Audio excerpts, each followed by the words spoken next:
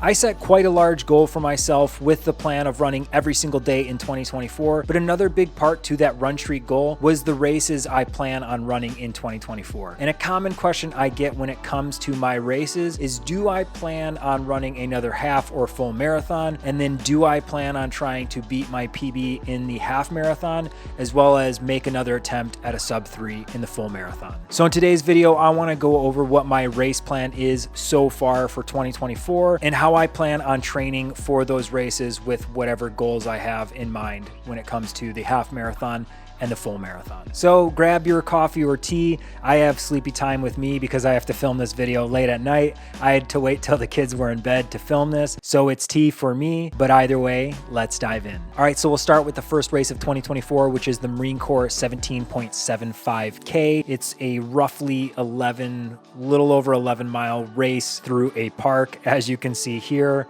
it looks like it's not even actual pavement, but a trail within the park, which should be fun. 62 days from the time of filming till the event. It is on the 23rd of March in 2024. The 17.75K is specifically to when the Marine Corps was founded, which is 1775, or the year 1775. And one thing I do want to note with this race, I don't actually plan on racing this race. And that is because if you actually look at my schedule, I'm pretty early on when it comes to the Marine Corps half marathon training, which is the primary spring race that I plan on running for 2024. And actually the week that that race lands on, you'll see that the training plan I'm utilizing for my goal spring race happens to have an 11-mile endurance or long run for that weekend, which actually, if I do this really quick, then that 11-mile run will land on the 23rd of March, which lines up exactly with that 17.75K. The way my training plan is scheduled for my endurance runs, the long runs, I'm looking at roughly a heart rate of I think it's 143 to 159 BPM, or paces starting roughly 7:30 to 8-minute miles, cutting down to 6:50-minute miles near the end of that run, depending on how my fitness is and how I'm feeling. What I will do for this race on this day with the 11-miler is I will just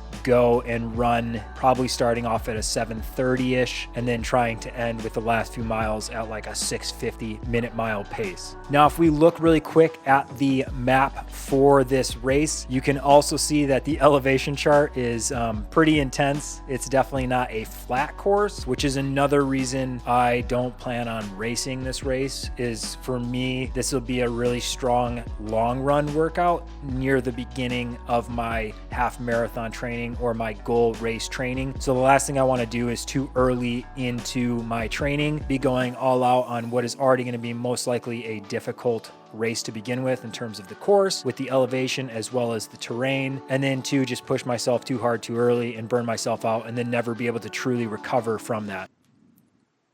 And so with that, my next race, which is my goal race for the spring, is the Marine Corps Historic Half. As you can see, there are 119 days until the event. The event is on the 19th of May, 2024. This one I am super excited about. It looks like a super hard course, but I'm really excited. I have a goal in mind, and I don't know if I want to make it public yet because I'm not sure how run streaking is going to affect me in terms of my training, but let's just say it's a pretty lofty goal. And one thing I do want to say for anyone who is curious, I am using a training plan from Pete Fitzinger, the Faster Road Racing 5K to Half Marathon book. There's I believe it's like a 45 to 60 mile training plan. That is the one I will be using for the Marine Corps Half. And again, the reason I'm hesitant to mention what my goal is for this, or like what I'm hoping for with this half, is because if you look at this elevation chart, once again, similar to the 17.75K, this elevation chart is just bonkers for a half, where like if you're looking to run a PB,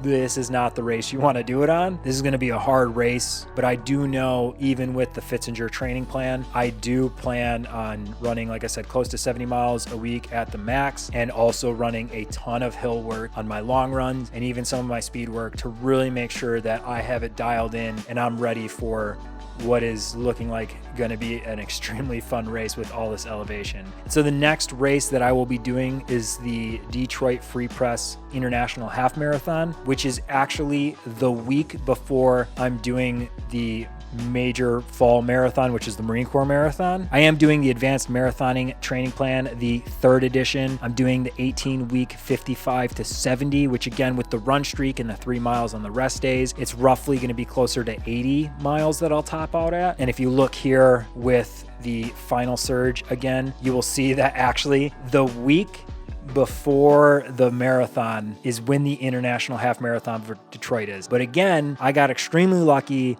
that my medium long run for that week in the taper happens to be 13 miles, which is exactly what I need when it comes to doing the Detroit half. It is in the taper. So for this race specifically, it's going to be very similar to the 17.75K, where I'm not going to race this race. I'm going to run it as if I were doing a normal long run. The free press does not have anything about the course. It takes them forever to like basically upload the course. But if we look at my Strava really quick from last year, you can see it's pretty flat. You have the one big hill for the Ambassador Bridge.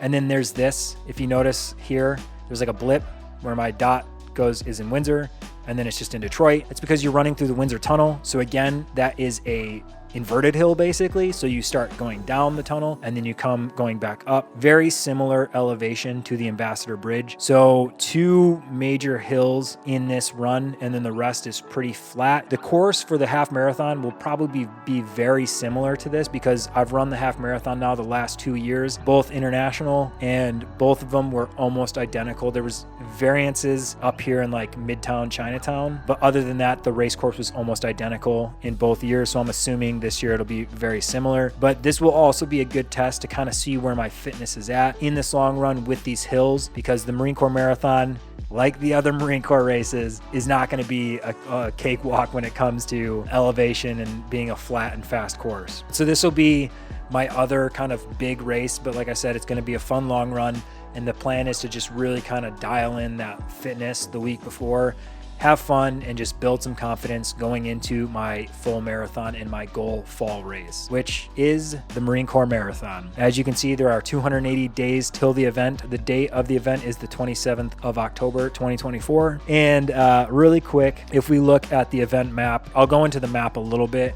It's pretty much just running through DC, but I more or less really wanted to highlight the course elevation profile because, again, as you can see, it's pretty wild, at least in the beginning. It does look like it flattens out, and then you do have some hills here near the end, which is never where you want hills in marathon, because this is where you start to really struggle. So that's great. I am really excited about this race because I've never been to Washington, D.C. So this will be my first time going to the D.C. area. My wife and I are going to be staying somewhere down in the Wharf, which looks really cool. I'm going to be there for quite a few days. So if you are running the Marine Corps Marathon, I would love to meet up with you. I plan on doing a group shakeout run the day before. So if you want to come and do a shakeout run with me, be looking out for that. I'll probably create a Strava event, so you can follow me over on Strava. With that, the real question, like I said, and pretty much the title of this video is, do I plan on running a sub-3 for the Marine Corps Marathon? And my answer is, I don't know. I do plan on training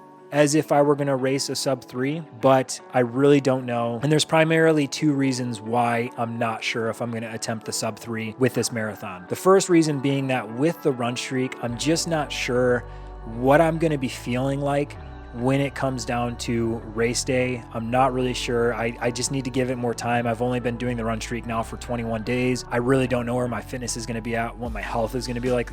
I just don't know, but I don't want to make assumptions and like guarantees too early in the run streak, because so much can happen from now until October. And so I'm just leaving it open for the idea that this might not be a goal, like a PB goal marathon. It may just be a fun run where I just enjoy the race, which leads me into my second reason why I'm not 100% set on like announcing that, yes, this is going to be a sub-3 attempt, with the goal of racing and running with the flag to honor those who I served with who are no longer with us. The last thing I want to have happen in this race and this run is be doing something for others and kind of highlighting, you know, these organizations. So the Semper Fi Fund and the Wounded Warrior Project, as well as just kind of honoring those I served with. The last thing I want to have happen is bonk and just like completely fall apart and have like a miserable end of the race. I'm not super worried about that happening, but I don't want to detract from what I'm trying to do with honoring them by trying to hit a goal that I may or may not be able to achieve. So like I said, I'm going to be training as if I'm planning on running a sub-3, and I'm just going to be very aware and open to changing so that even if I don't do the sub-3 attempt in 2024, I'm continuously building on that fitness so that when I go into 2025, I'm immediately ready to just keep building on the fitness and crush sub-3 if 2025 is the year that the sub-3 attempt happens and I actually get it.